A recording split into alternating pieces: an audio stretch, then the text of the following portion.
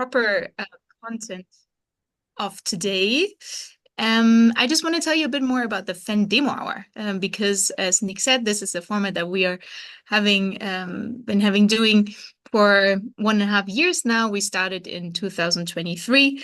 And we had quite some sessions now on very different topics. The idea of the FEN Demo Hours is that someone from the FEN network shares their approach, their method of foresight, basically with the rest of the network. And then we just have a conversation about it. We see what lands, what can we do with that, and so on. Today, we have a very exciting session. We have Shemon Cruz here, who I will introduce in just a moment. And he brought a game for us that we will try out today. And the way that these demo hours work is that we have roughly 1 hour of testing out the method. It will be quite participatory today. We will actually testing the game. And then we will have some time at the end, roughly 20 minutes, to talk about it, to reflect on it together, to ask questions. Yeah. So this is the very loose form of the demo hours, and we will start with that in just a moment. So before I give over to Sherman, I just want to introduce him shortly because he's doing so many things besides having a band and producing this beautiful song that we heard at the beginning.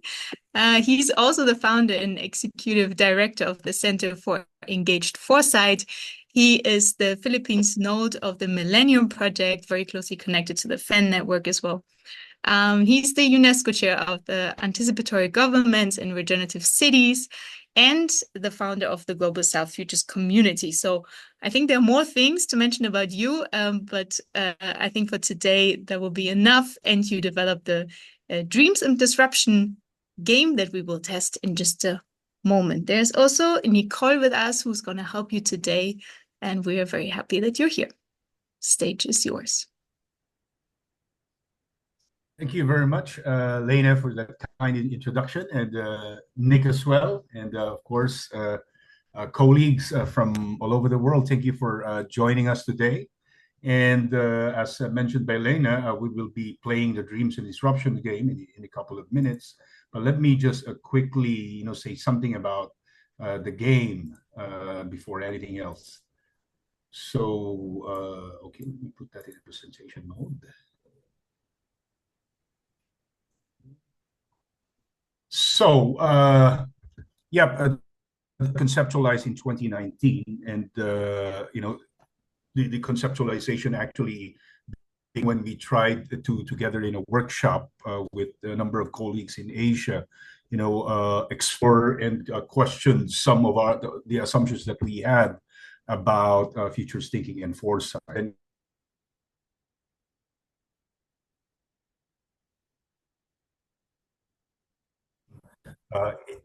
in the process. But just quickly to discuss these things, three several things there are three several aspects of foresight that I would like to introduce, and they are in fact embedded into the game.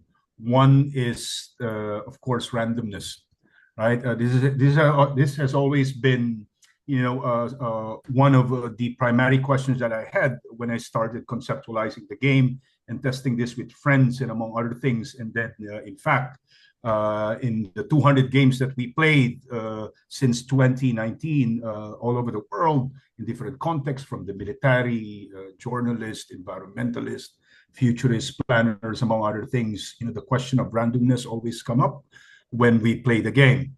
And in fact, these are some of the key questions and insights that participants had, when they play the game, and at the same time, some sort of a question when it comes to our practice, when it comes to foresight in method and in theory, was that what if our forces of change are indeterminate? What would foresight look like? Because as we all know, in the last 50 years, we get to choose our drivers of change, whether quantitatively, qualitatively, or via mixed method, right? We always get to choose what our drivers of change are. And of course, what if you don't get to choose them, right? Like what would scenarios look like? And then it also propelled some questions about randomness and unpredictability in foresight. Like, we always say this, that we don't predict the future, but then in what ways can randomness really be factored in scenario development, both in building short-term scenarios and long-term scenarios. And through the game, of course, inspired, motivated by the idea of pseudo-randomness, and gamifying the approach through cards, that we build an imagination card game, which is the Dreams and Disruption game. And really, philosophically, at least, foundational to the idea of randomness was the question about anti-fragility, that says that complex systems are weakened or killed when deprived of randomness and stressors. So the second part, really, that comes to mind, especially when you try to apply scenarios in real-world settings, and the fact that, of course, we always talk about uncertainty, the many forces of change that we need to deal with, about living and drivers, that doesn't have a mind of its own, including, of course, mindset and leadership and organizations, among other things, is the concept of collective psychology. What would scenario planning and development look like if we incorporate social psychology, or a psychology in our scenario building process, right? So how would our scenarios of the future evolve or change when viewed from the lens of a particular leadership archetype, right? Or a collective psychology, or a power archetype, or a scheme of history, or from the lens of an emerging new class, let's just say the Sadvipra, right? Like when a person, for example,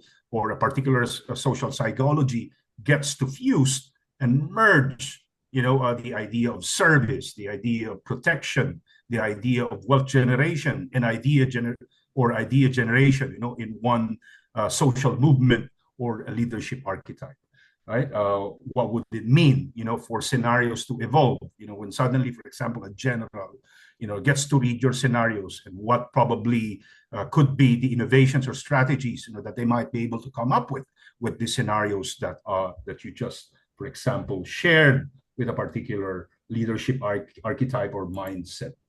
But then, of course, this has become even apparent during the pandemic, and a lot of conversation about this has taken place in the last 3 years, is the concept of existential risk, right? So what if we get to incorporate and stress test, our visions of transformative future scenarios, our visions of continued economic growth, our visions of a disciplined society, or whatever archetype that you might be using, are we able to stress test, our scenarios of the future by incorporating, for example, catastrophic events of a planetary scale? How might your scenarios of the future thrive in this situation? But then, of course, while this is a serious game, the intention really, when we develop the game, is to, okay, can we build a game that enables people to actually play foresight? And for those who are more advanced in practice, can we develop a game that facilitates a conversation wherein we get to have an opportunity to question our assumptions of the future, or futures thinking, or future studies, or strategic foresight, whatever you might call it, by drawing in, for example, randomness and the insights that we generate, or scenarios that we generate by playing the game. So in a nutshell, the game was really like constructed for purposes of us exploring through gamification the idea of emergence, or probably perhaps push the frontiers of conversation when it comes to analyzing, synthesizing, or understanding the nature, essence, and function of preposterous future, or fringe thinking, or absurdity in foresight. So the game is played. We're going to do it after this. It is played generically in 3 phases. The first part of the game is that we build the dreams. Through randomness, you don't get to choose your forces of change, but by drawing the cards as prompts that we're faced with a particular, probably, variables that are correlated, or perhaps possibly not correlated to each other. They might not be evidence-based, or it could be some sort of, we might not have seen any research that connects two particular or four variables in the context of complexity. So it incorporates time horizon, it incorporates the forces of change, both emergent, the forces of change that has been there for in the last 500 years, possibly, for example, like the idea of family in a societal context, and some other forces of change as well.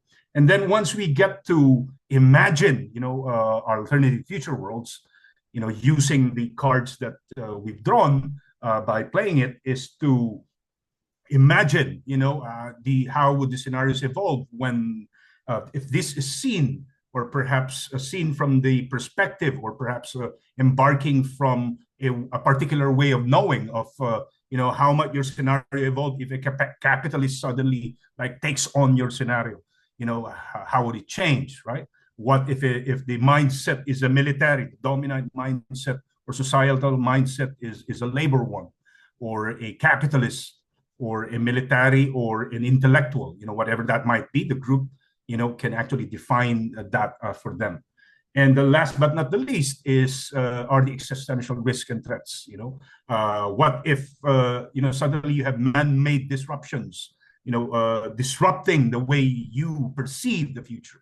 It could be cyber, it could be existential, and it could be ridiculous, disruptions in the process. How might you overcome, these stressors, and figure out ways by which you can mitigate, perhaps respond or adapt, to this planetary scale of disruptions, and how might your scenarios evolve in this context. Really, the context of this game is to test the theory and idea that, our scenarios and our ways of knowing the future is in fact evolutionary. So, that is the context of the game. So just a quick background. So this has been played for many, many times now all over the world since 2019. And it has been played and tested in different domains, from agriculture to reclamation, to artificial intelligence, and here are some of the sectors and domains or experts that have in fact played the game. So I'm going to stop here, and let me just unshare it. How do I unshare it? I can't find the unshare button of this now. There you go. So thank you very much. So here, this is where we break our group into two breakout sessions. So Nicole, who's my colleague at the Center for Engaged Foresight, and also as well currently the secretary to the chair at the Association of Professional Futurists, will be joining me in facilitating the game.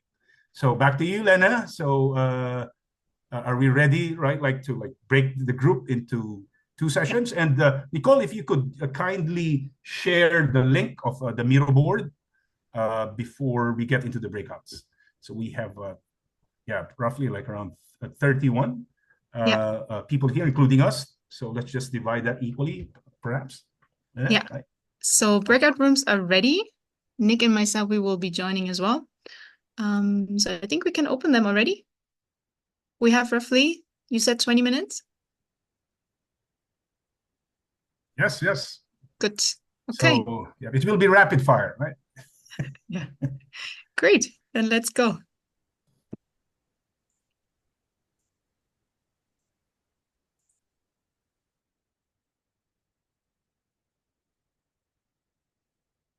Nick, I think it would be great if you could go to the second room and I go to the first one.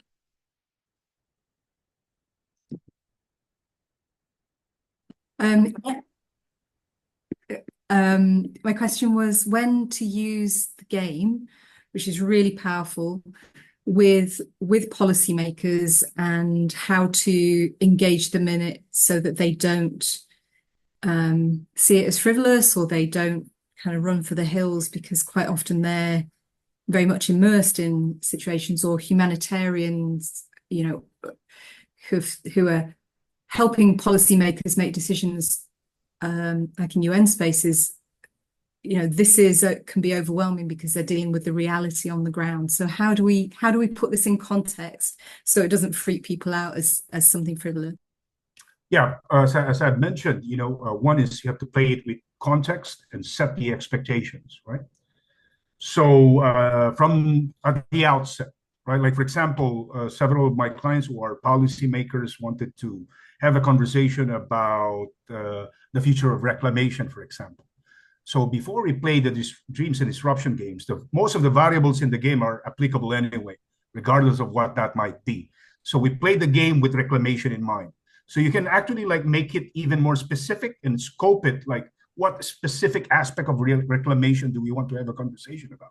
So as far as the card is concerned, if you want this to be a serious game, you can actually curate it in a way just by choosing and selecting the cards that you want to include in the game, right? But if you want it to be playful, you can play it as it is, right? But then again, what's the intention, right? Like what's the kind of conversation that you want to facilitate and achieve in the process, right? But what the outcome normally when you play this game is they get to, you get some sort of a conversation wherein people start thinking about the unknowable or perhaps the unexpected stuff, right? When it comes to reclamation or whatever policy issue, and that makes it really pretty quite interesting for people when they start like realizing, I hadn't thought about this. Yeah, great question. Okay, well, we still have some time now to maybe also just reflect on this experience that we just had. Sherman and Nicole, maybe you have questions for us. I think it really can become more of a conversation than a Q&A. But of course, if we have questions, feel free just to unmute yourself, use the chat, whatever feels comfortable. Sherman, if you have something.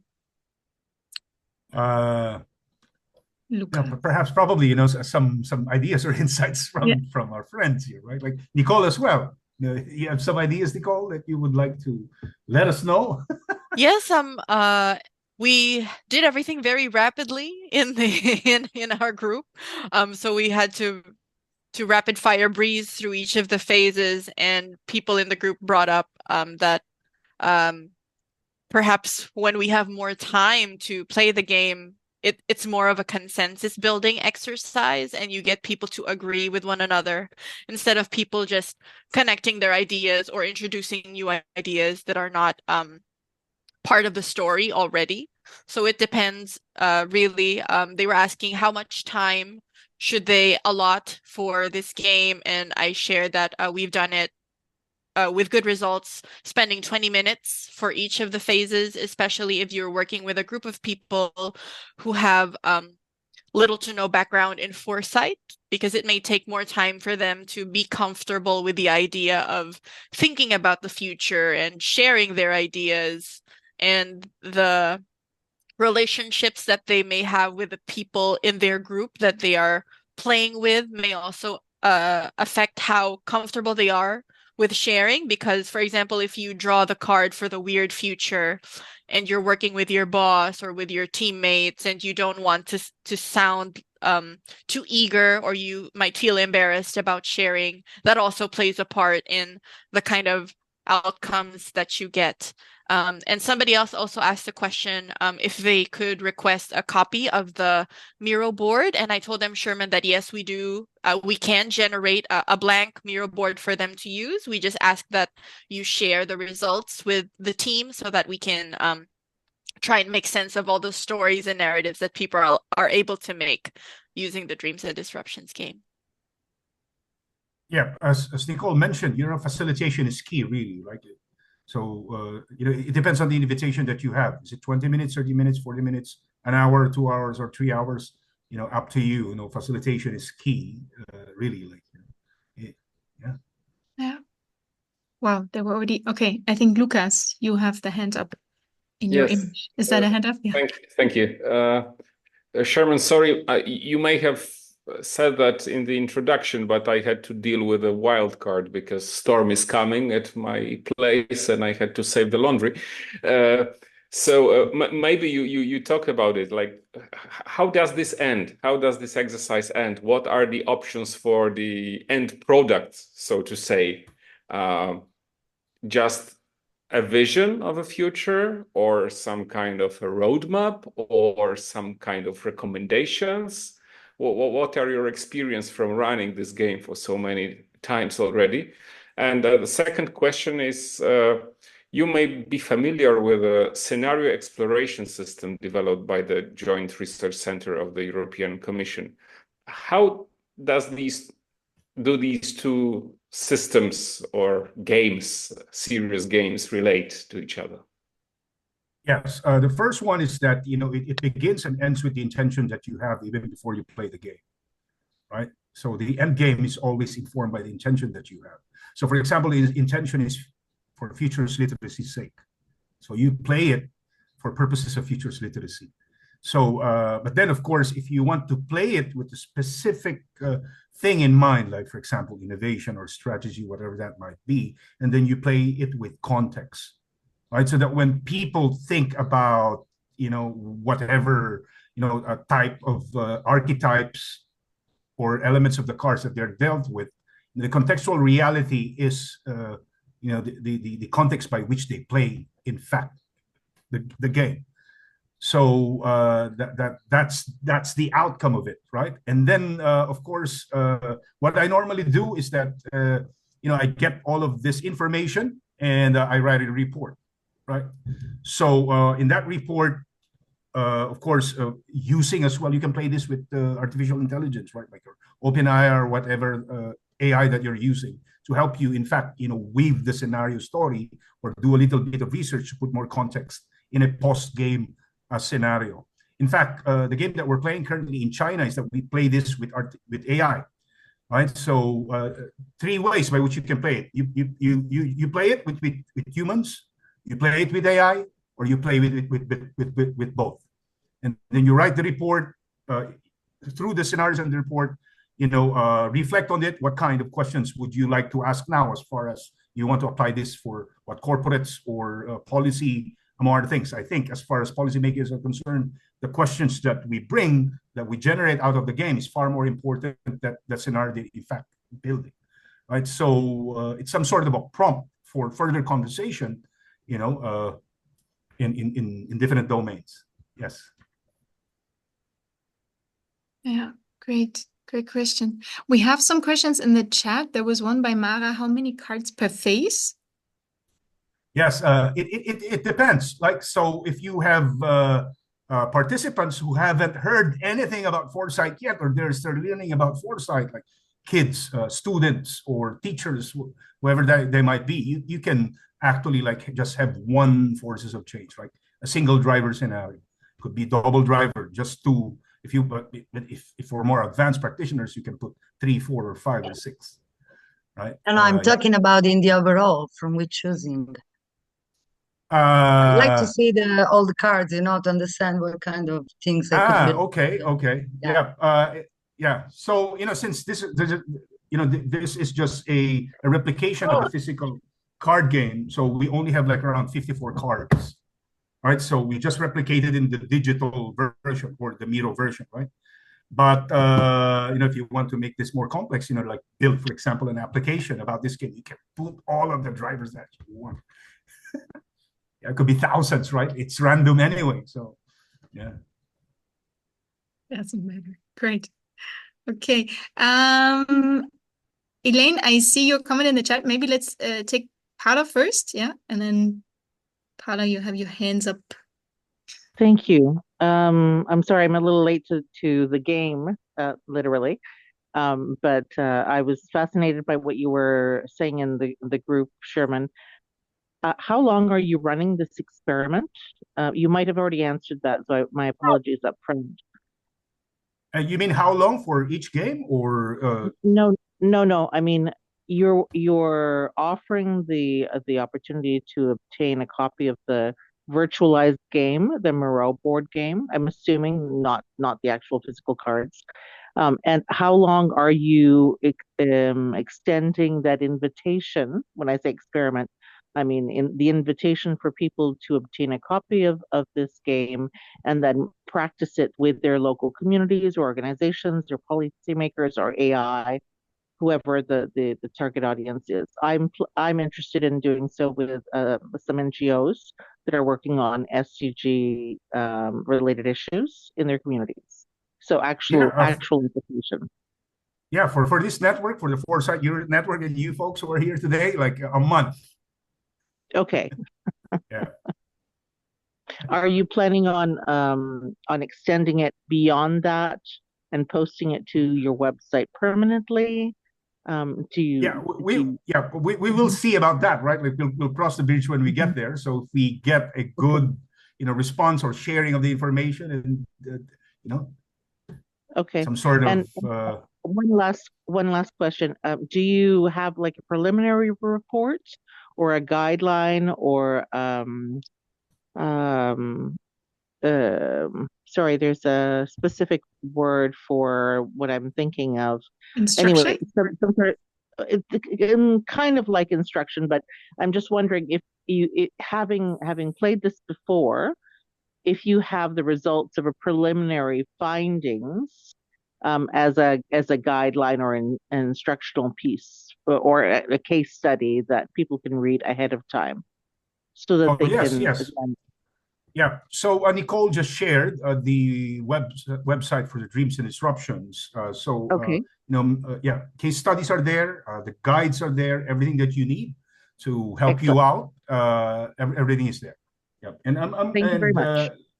Since last month I've been writing, some stuff in my Medium as well about this game, and then those ideas that were generated by those previously who played the game. So you can check. We'll read that. Well. Thank you. Thank you very much. Super. Jill, you had your microphone on for a long time. Was there a question before? No. Okay, perfect. Just checking in. Then we have a lot of questions in the chat. I don't know. Sherman, Nicole, do you just want to take them? Yeah, Nicole, perhaps Nicole. We have a question. What happens if such games are played by far-right players? So we have had games played with government employees in the Philippines, and at the time, that version of Dreams and Disruptions had specific leader archetypes. So we actually named popular people who would lead the future and introduce some new changes, and some people would audibly express, "Oh no, it's like a preview of what is to come in the upcoming elections," and people were very pessimistic because we just happened to draw the worst future as well. So definitely your political views, everything in your background will influence how you see and play this game.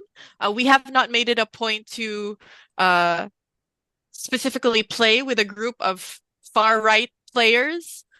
But that is an interesting question to see, maybe perhaps an experiment with the same cards. What would a group of far-left players and a group of far-right players see with the upcoming future? Like if you introduce the same kind of leader archetype, you have the same drivers of change, and then maybe that could be an experiment to see where people can find spaces of agreement and see how and where people can work together. So that's actually a very interesting idea to do. Maybe it's something we can do in America. In addition to what Nicole just shared, now it just recalled, we played with some folks who were actually in fact communists, right? So, and then, suddenly, this guy, shared this insight, and then I took note of that. In fact, he said that I played with my own biases using my ideologue, but it got me thinking whether or not ideologies are relevant at all when change evolves and disrupts and randomness come into play. That guy's pretty quite open-minded, right? He's really open-minded, right? So, yeah. That's cool. Great. It's like the classic end of ideology from the Cultural Freedom Congress for Cultural Freedom way back when. But a little bit of future studies history there. Sorry, Elena, I didn't mean to interrupt. No, that's good. I think there were some more questions in the chat, and then afterwards this busy Nick. But I think there was something on 100 years by Martina.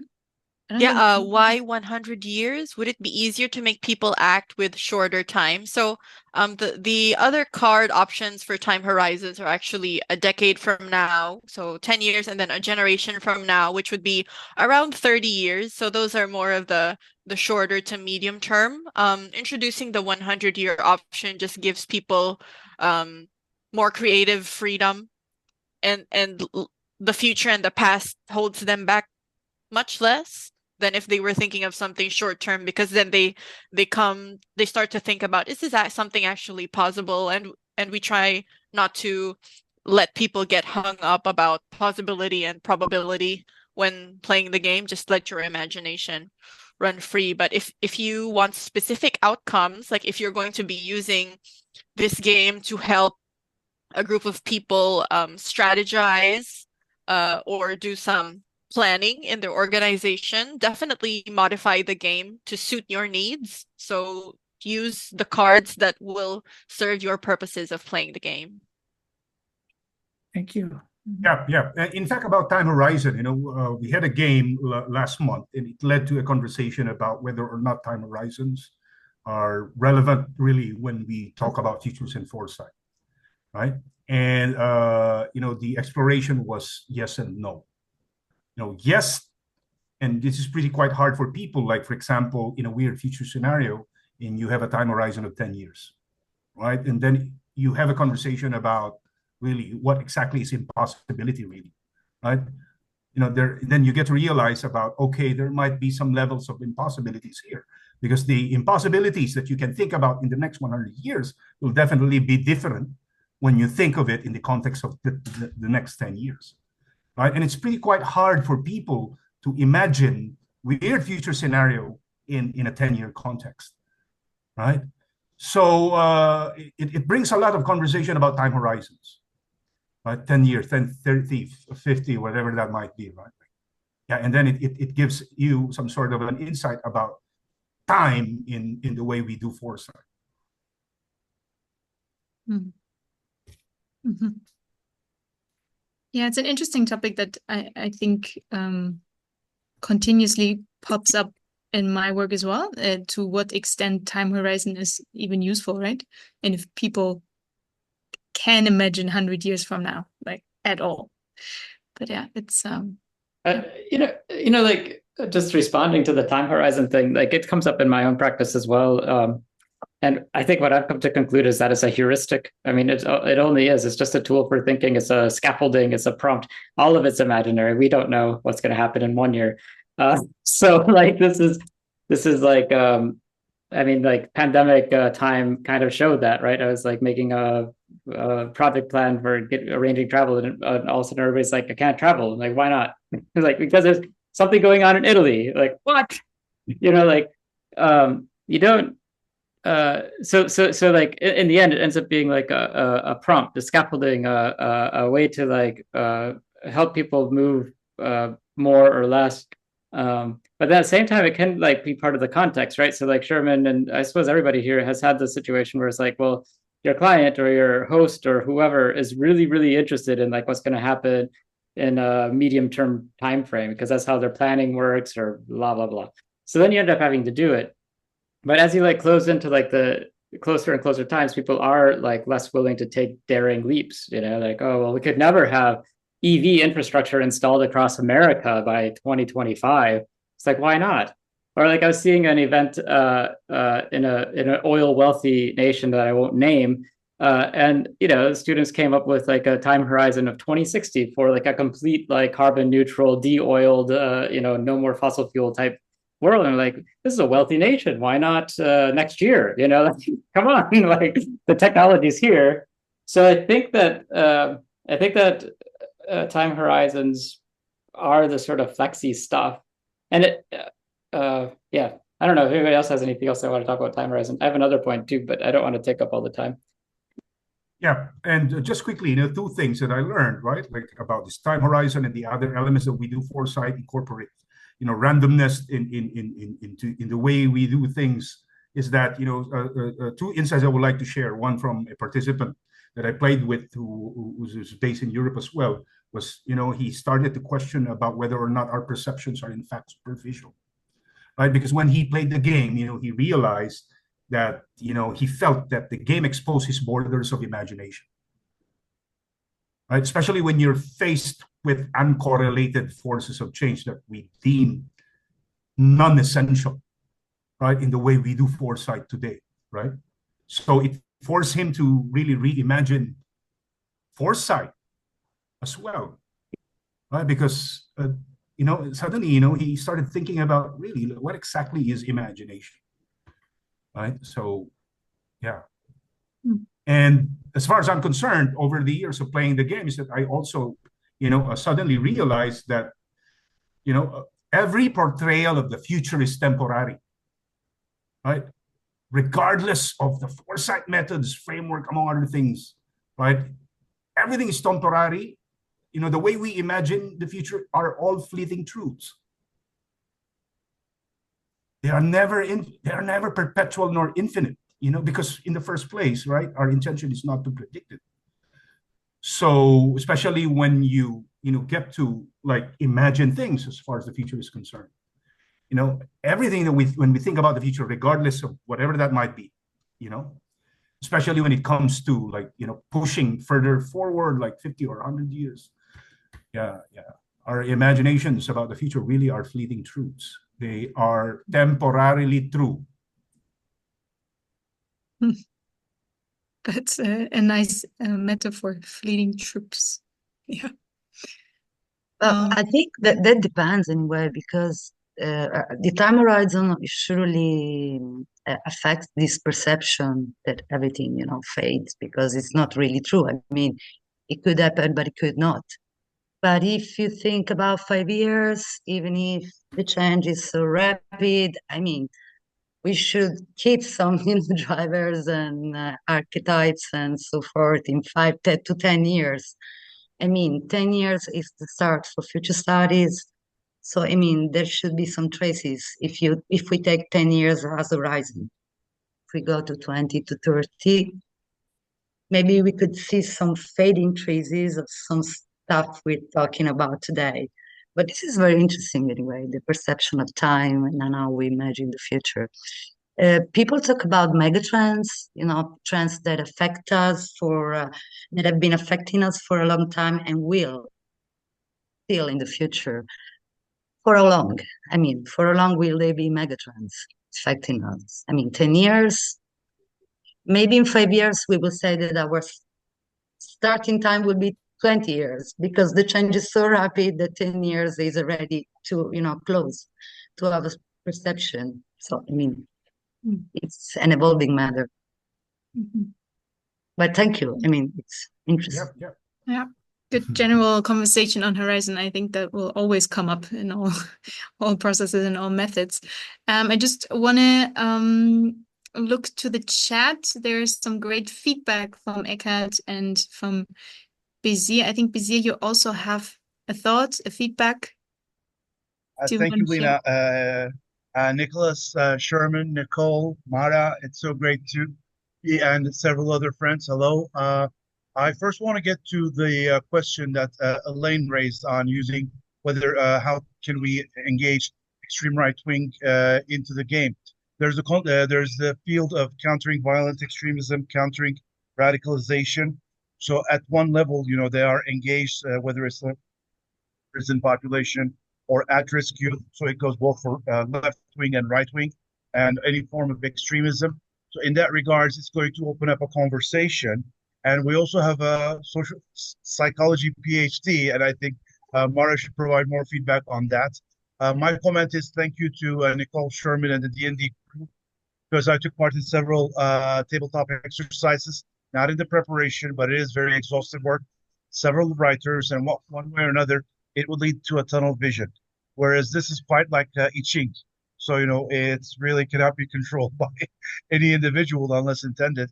So it just opens up more path and saves a lot of time. So more analysis and exploration, interpretation and visioning, less time preparation and paperwork. So thank you. Great. Okay. Thank you, Bizia. I think, Nick, if it's okay, I will hop over you just because, yeah, we are hosting. Because Jill has, I think, a matter which sounds really interesting. Do you wanna? Yeah, I would love to ask a question to Sherman or anyone who's like really played this game. So I would love to. I'm thinking of playing this game with human rights defenders, Lebanese and Syrian in Lebanon, and it is like really a time of despair. So there's like one trick to also like gain the trust to, because I'm an academic researcher, to gain the trust that I can take that time, not just for research but also for playing games. And then there are all of these feelings like about despair. It is a moment of great despair for anyone who works on human rights. And so then my question is how to deal with that, but also like where's the element of hope? I've run futures literacy labs, but I haven't worked with other methods. I'm really I'm a legal anthropologist, so I'm coming to future studies like a mother married to a child. So yeah, I'm interested in feelings and hope, because you said expectation management. Okay, I can lower expectations, but still I have to justify taking an hour of their time to play this game. Yeah. And also as a facilitator, what do I do as I go out? Because my emotions as I go into this, as I've just played a little bit this game, was like, oh, this is nice, and I can imagine how if you take more time, how you can co-construct narratives, and so you also bring people together to co-construct and talk in different ways. So I can see the benefits in there, but then I'm left like, okay, yeah, but the world is still shit, right? So. Yeah. In fact, in one of the prompt questions is really not just about thinking about the future, but what do you exactly feel about it, right? And this reminds me about this one particular quote from that I got from watching the movie Foundation, right? There was this character in that movie, in sci-fi movie, that was written by Isaac Asimov. Now played as a TV series on Apple TV.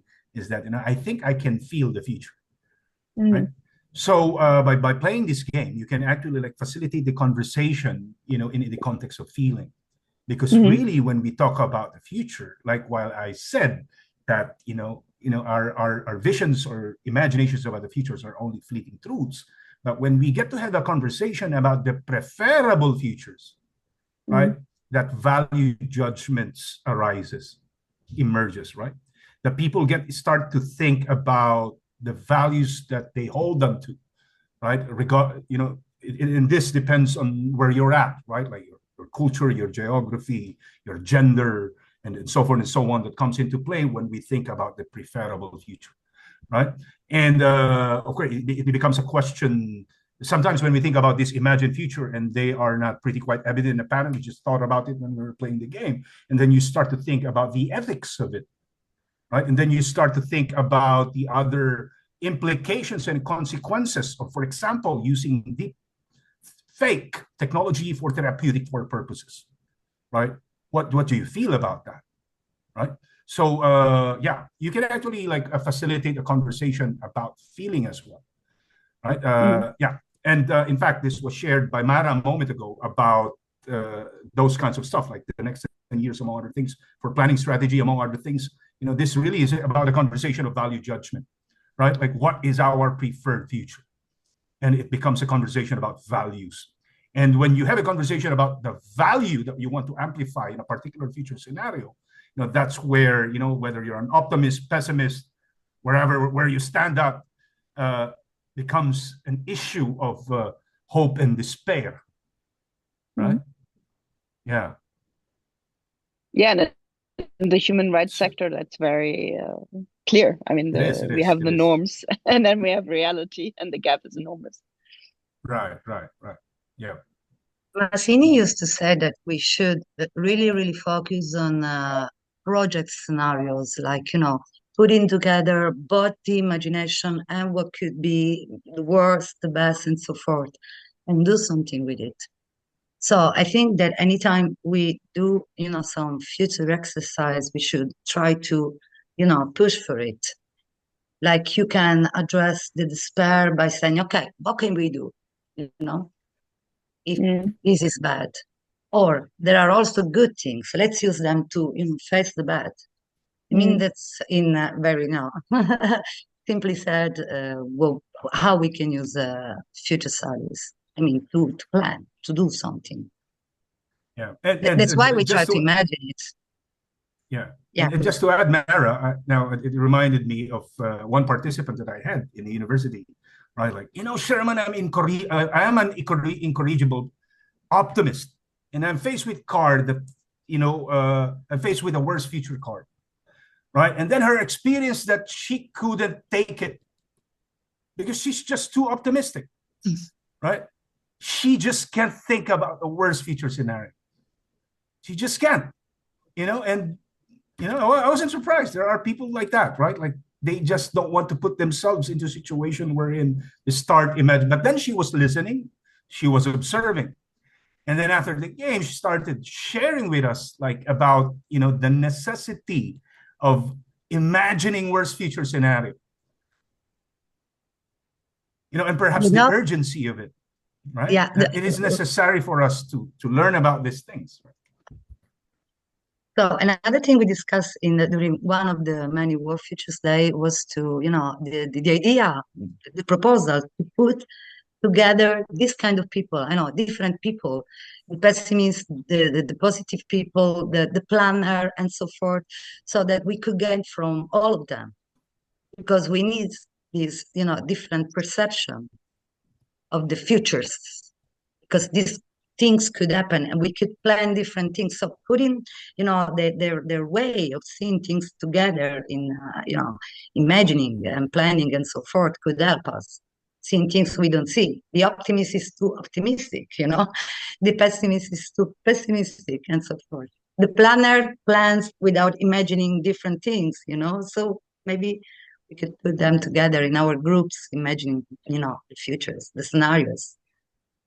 Yeah, and then they get to have an opportunity to have a conversation, right? Like the optimist and the pessimist in a game context, right? And then they started to realize that when we think about diversity, it's not just the externalities of it, but in fact, our way of knowing about the future as well, that we have to respect that kind of diversity.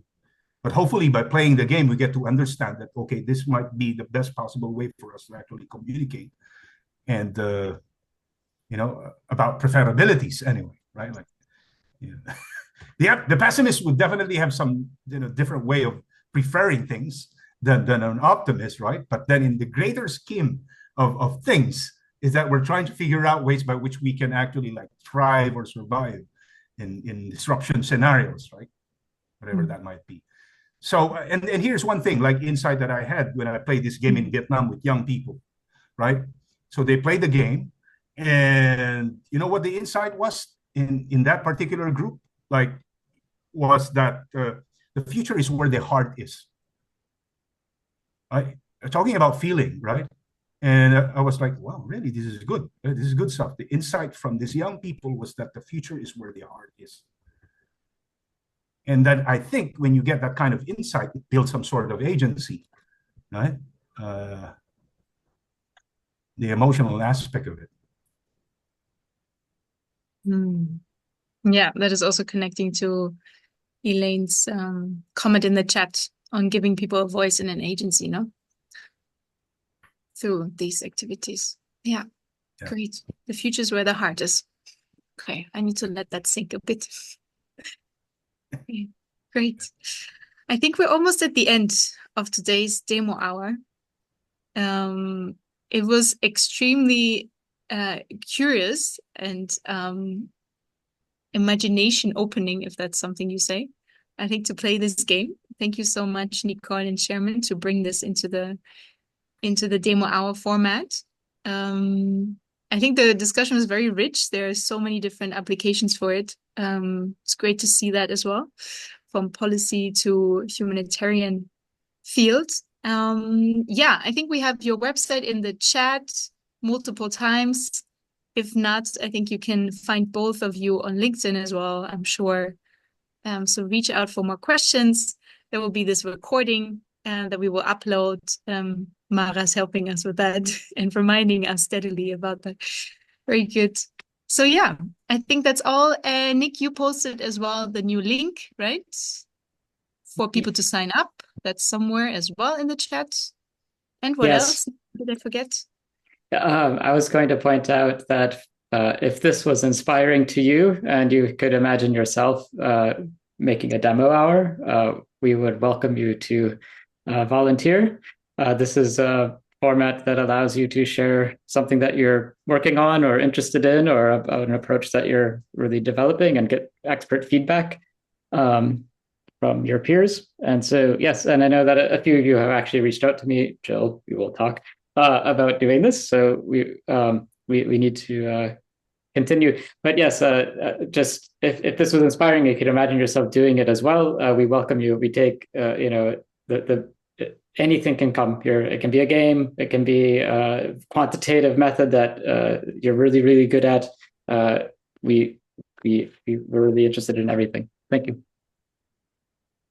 Yes, exactly. So probably see you next month with the next demo hour, or in 2 months. Let's see what's the topic then.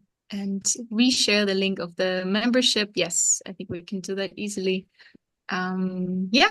And I think with that, thank you so much, Shermon, Nicole, for being here. Have a good night, morning, afternoon. I will reshare the link in the chat if it's not already done. Here it is. Yes. So see you soon. Just thank you. Bye-bye. Thank you. Thank you So much. Thank you. Thank Bye-bye. you. Bye. Good evening. Bye-bye.